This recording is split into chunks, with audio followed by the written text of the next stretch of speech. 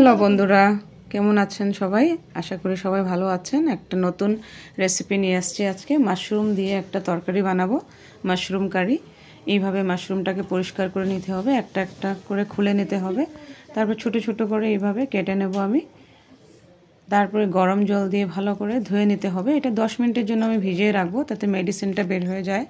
আর খুব পরিষ্কার করে জল দিয়ে ধুয়ে নিতে হবে। এটার জন্য পেঁয়াজ কুচি নিয়েছি, রসুন কুচি, টমেটো কেটে নিয়েছি, আদা কুচি করে নিয়েছি, শুকনা কাঁচা লঙ্কা কুচি করে নিয়েছি। তারপর একটা আলু একটা নিয়ে নিয়েছি, এইভাবে ছোট ছোট করে টুকরা করে তারপর ভেজে নেব।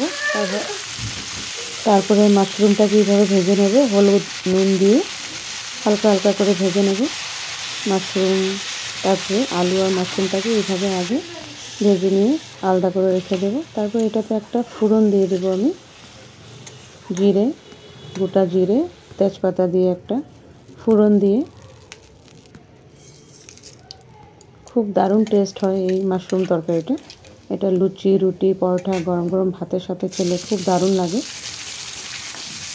তারপর পেঁয়াজ কুচি দিয়ে দিলাম, রসুন কুচি, টমেটো কুচি।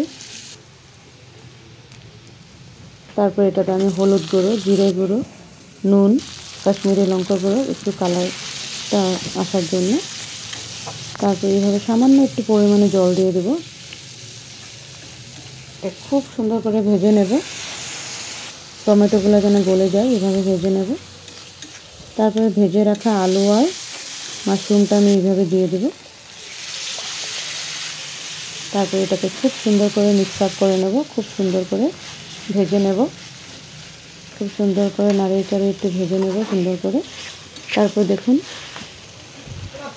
প্রায় ভাজা হয়ে যাওয়ার পরে আমি এটাতে সামান্য পরিমাণে একটু জল দেব, গরম জল, বেশি জল দেব না,